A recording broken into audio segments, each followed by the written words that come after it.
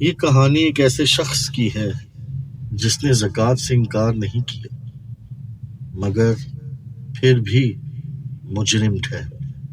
نام تھا مالک بن نویرہ، شاعر، سردار اور سوچنے والا انسان۔ مالک کہتے تھے جس کو رسول نے علم کا دروازہ کہا ہو میں حق اس سے پوچھوں گا، اور وہ نام تھا علی ابن ابی طالب۔ سوال زکوٰۃ کا تھا مگر بات مال کی نہیں تھی۔ مالک نے زکوٰۃ روکی تھی، انکار نہیں کیا تھا۔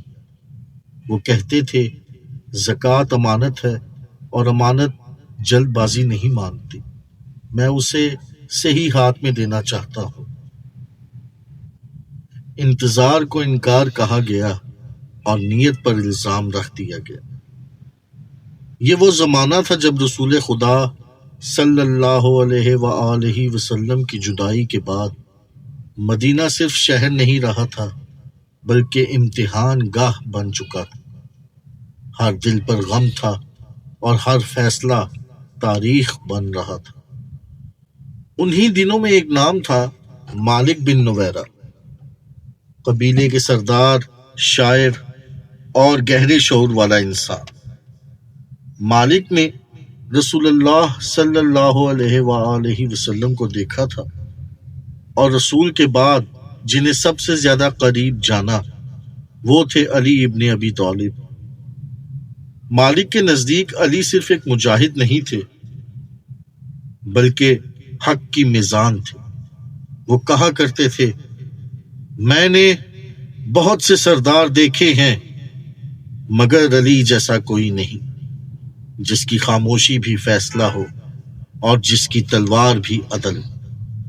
یہ عشق نعرہ نہیں تھا، یہ سمجھ، بوجھ، شعور اور ایمان کا رشتہ تھا۔ مالک جب اہل بیت کا ذکر کرتے تو لہجہ بدل جاتا، جناب فاطمہ کا نام آتا تو آواز میں احترام اتر آتا، حسن و حسین کا ذکر ہوتا تو آنکھوں میں مستقبل کی روشنی دکھائی دیتی۔ وہ جانتے تھے کہ جس گھر میں رسول کی سانسوں کی خوشبو ہو اس گھر سے وفا نہ کرنا خود سے بے وفائی ہے۔ ہم نے دین کو تلوار سے نہیں رسول کے کردار سے پہچانا ہے، اور علی اس کردار کا تسلسل ہے۔ مالک یہ بات کہتے تھے۔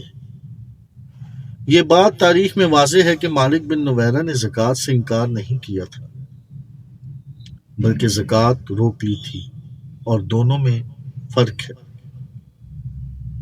مالک کا موقف یہ تھا کہ زکوٰۃ ریاستی ٹیکس نہیں، زکوٰۃ رسول اللہ صلی اللہ علیہ وآلہ وسلم کی نگرانی میں ادا ہوتی تھی، اور وہ اسے اسی ہاتھ میں دینا چاہتے تھے جسے وہ حق پر سمجھتے تھے۔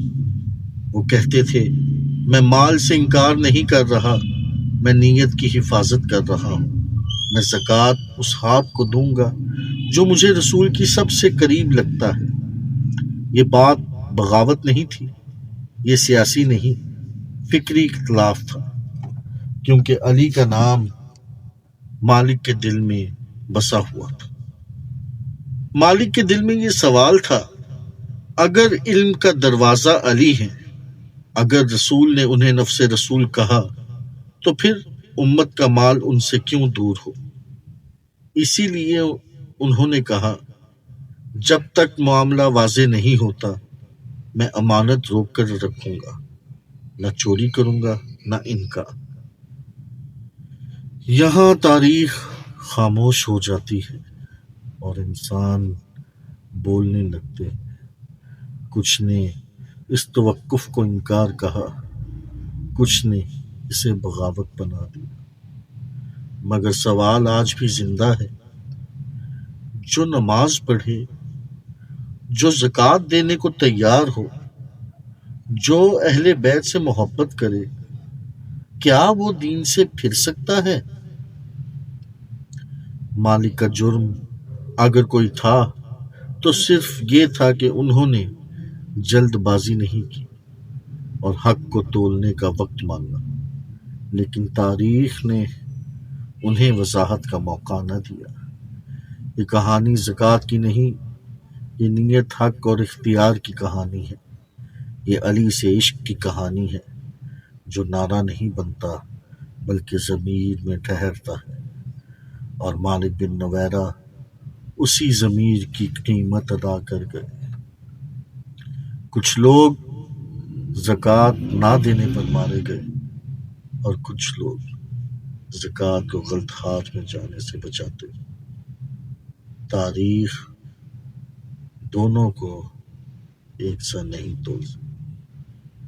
کہانی پسند آئے تو چینل کو سبسکرائب ضرور کر دیجیے۔